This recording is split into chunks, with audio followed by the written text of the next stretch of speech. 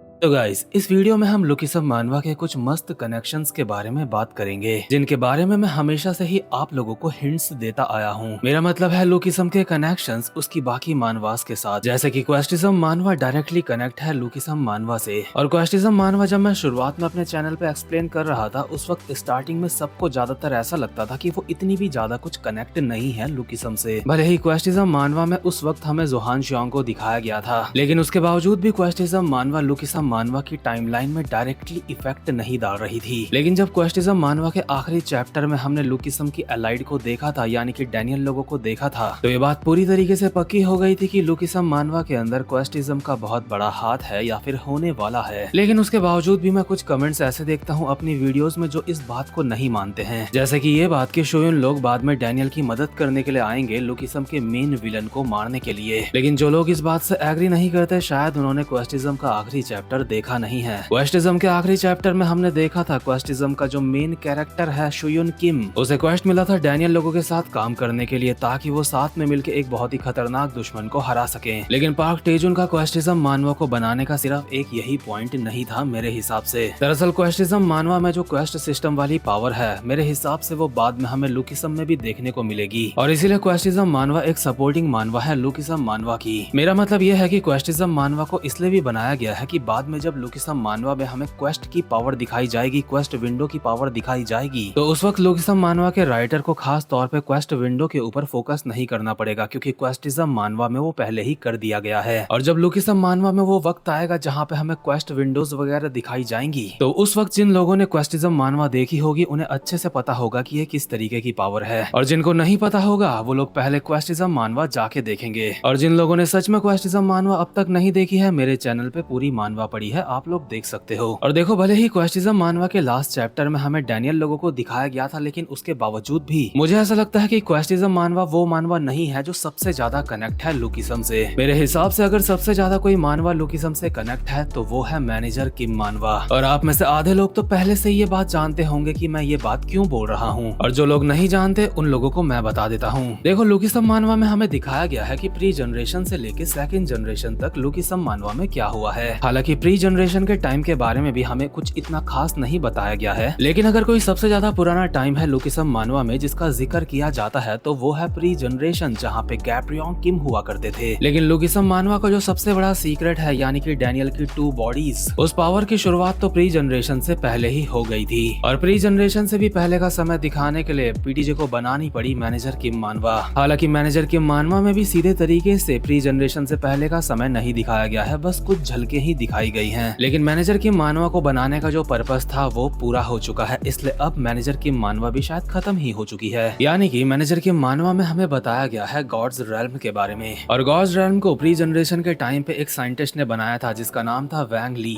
लेकिन ये बात तो मैं आपको पहले भी बता चुका हूँ, तो अभी आपको ये बात क्यों बता रहा हूँ, इसका एक रीजन है, और वो रीजन है लोगों के मन में उठने वाले डाउट्स, जो कि मेरे मन में भी उठे हैं। यानी कि वैंग ली ने जो गॉड रेल्म बनाया था, उससे तो किसी इंसान की बॉडी उसके प्राइम स्टेट में रह सकती है, लेकिन किसी की बॉडी के उसके प्राइम स्टेट में रहना और किसी की 2 बॉडीज होना, ये 2 बिल्कुल अलग अलग बातें हैं। मतलब मान लिया कि गॉड रेल्म किसी की बॉडी को परफेक्ट बनाती है, तो डैनियल की दूसरी बॉडी कहाँ से आ गई? मैं हमेशा से कहता आया हूँ, पीटीजे यूनिवर्स में ये जितनी भी पावर्स आई है, उन सब की शुरुआत हुई है मैनेजर किम मानवा के गॉड्स रेल्म वाले एक्सपेरिमेंट से। लेकिन गॉड रेल्म तो बस किसी की बॉडी को परफेक्ट बनाने तक सीमित है, लेकिन लुकिसम मानवा में तो बंदे 2-2 बॉडी लेके घूम रहे हैं। और क्वेस्टिज्म मानवा में तो शोयुन भाई साहब ने अपनी पूरी जिंदगी को एक वीडियो गेम जैसा बना दिया है, जहाँ पे वो क्वेस्ट विंडो के साथ खेलते हैं, पावर्स गेन करते हैं। और ये तो कुछ नहीं, my life as a loser मानवा में टाइम ट्रैवल ही कर दिया गया है। तो फिर जो गॉड रेल्म सिर्फ बॉडी को परफेक्ट बना सकता था, वो शुरुआत कैसे हो सकती है इतनी सारी खतरनाक चीजों की? देखो, जब मैंने पहले गॉड रेल्म के बारे में वीडियो बनाई थी, तो उस वक्त हमें गॉड रेल्म के बारे में ज्यादा कुछ नहीं पता था, लेकिन अब मैनेजर किम मानवा के खत्म होने के बाद कम से कम पहले से ज्यादा पता है गॉड रेल्म के बारे में। इसलिए बात को बिना घुमाए फिराए सीधा आपको कहता हूँ, वैंग ली का जो एक्सपेरिमेंट था गॉड रेल्म वाला, वो पूरा नहीं हुआ था। और ये बात मैं अपनी तरफ से नहीं बोल रहा हूँ, ये बात हमें मैनेजर किम मानवा से ही पता चली है। हालांकि ये बात मैनेजर किम मानवा में भी सीधे तौर से नहीं कही गई है, लेकिन वैंग ली एक बार एक ऑफिसर को बोल रहा था कि अगर मेरी एक्सपेरिमेंट ऐसे ही अच्छी तरीके से चलती रही, तो आगे चल के मैं मिलिट्री को काफी ज्यादा मदद कर सकता हूँ कोरिया की। यानी कि उसका एक्सपेरिमेंट और ज्यादा अच्छा हो सकता था, उसे और ज्यादा अच्छा बनाया जा सकता था। लेकिन इससे पहले कि वैंग ली उस एक्सपेरिमेंट को और ज्यादा अच्छा बनाता, काफी सारे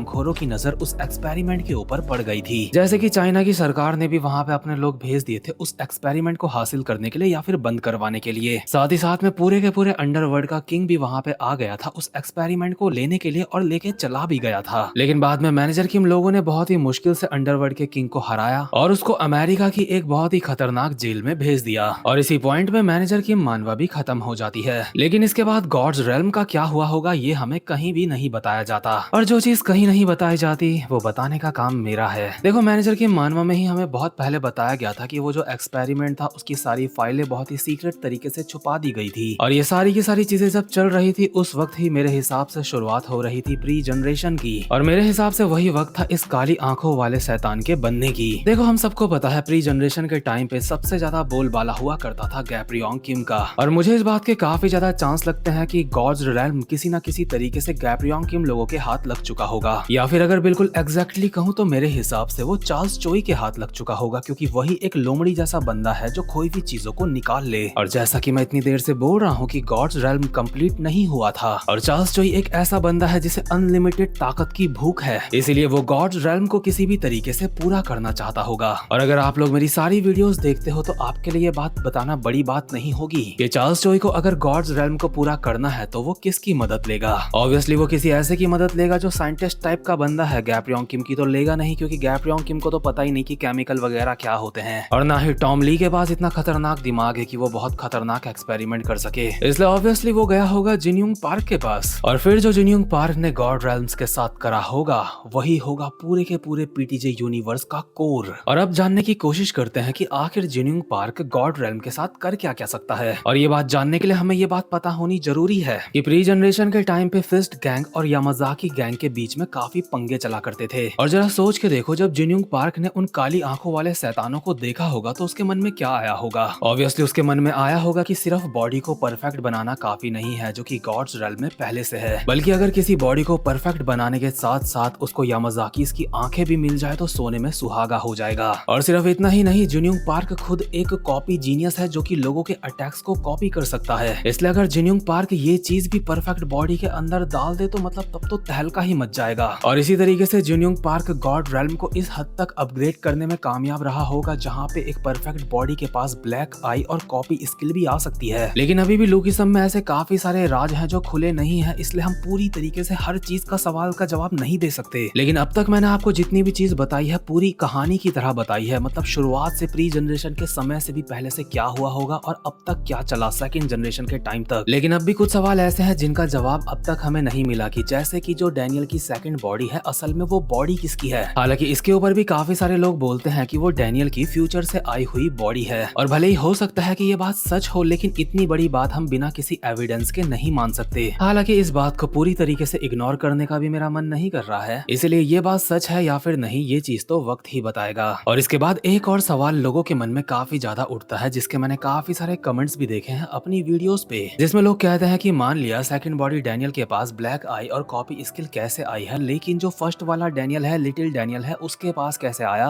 लेकिन देखो, मैंने कहा ना, अभी काफी सारी मिस्ट्रीज ऐसी हैं जो कि खुली नहीं है, लेकिन फिर भी लिटिल डैनियल के पास ये सब कुछ कैसे आया, मुझे तो इस सब की वजह जिनयुंग पार्क ही लगता है। इसके पीछे जिनयुंग पार्क का ही हाथ होगा। अब जिनयुंग पार्क डैनियल का अंकल है तो जरूर जिनयुंग पार्क ने कुछ ना कुछ करा होगा जब डैनियल छोटा होगा या फिर अपने माँ के पेट में होगा, मतलब कभी ना कभी कुछ तो करा होगा उसने। मतलब कि लिटिल डैनियल के साथ कुछ ऐसा हुआ है जो कि बहुत ज्यादा खास है, और वही चीज उसे लुकिसम का मेन कैरेक्टर बनाती है, और उसी खास चीज की वजह से उसे सेकंड बॉडी मिल पाई है। लेकिन फिर लोगों का सवाल आता है, चलो छोटा वाला डैनियल खास है इसलिए उसे सेकंड बॉडी मिल पाई है, लेकिन क्रिस्टल चोई का क्या। क्रिस्टल चोई तो मेन कैरेक्टर नहीं है, लेकिन उसके बावजूद भी वो दो बॉडी लेके घूम रही है, ऐसा कैसे। तो देखो, मेरे हिसाब से क्रिस्टल के पास जो सेकंड बॉडी है वो इतनी मस्त नहीं है जो कि डैनियल के पास है। वैसे भी क्रिस्टल के पास हमने कभी भी ब्लैक आईज या फिर कॉपी स्किल नहीं देखी है, लेकिन हाँ फिर भी वो एक काफी अच्छी मतलब सही चीज है। और सवाल रहा कि उसके पास सेकंड बॉडी आई ही कैसे, तो उसका जवाब है चार्ल्स चोई, क्योंकि मेरी थ्योरी के मुताबिक डायरेक्ट कनेक्शन था चार्ल्स चोई का गॉड रेल्म से, और अगर वो गॉड रेल्म का बेनिफिट अपनी बेटी को ही ना दे तो वो कैसा बाप हुआ। लेकिन साथ ही साथ में नोट करने वाली बात एक और है कि लुकिसम में जिन दो लोगों के पास दो बॉडी हैं, वो दोनों ही अपनी असली बॉडी में पहले बहुत मोटे हुआ करते थे। तो गाइस, उम्मीद करता हूँ कि आज की ये एनालिसिस वीडियो आपको अच्छी लगी होगी, और अगर अच्छी लगी है तो वीडियो को लाइक और चैनल को सब्सक्राइब जरूर से कर लेना, क्योंकि अगर आप मानवास और एनिमेस के फैन हो तो जैसी वीडियोस आपको मेरे चैनल पे मिलेंगी ऐसी आपको और कहीं नहीं मिलेंगी। और डिस्क्रिप्शन में मेरे इंस्टाग्राम की 2 आईडीज के लिंक है, चाहो तो आप वहाँ पे भी मुझे फॉलो कर सकते हो। तो ओके गाइस, अब मैं मिलता हूँ आपसे अपनी नेक्स्ट वीडियो में, तब तक के लिए गुड बाय।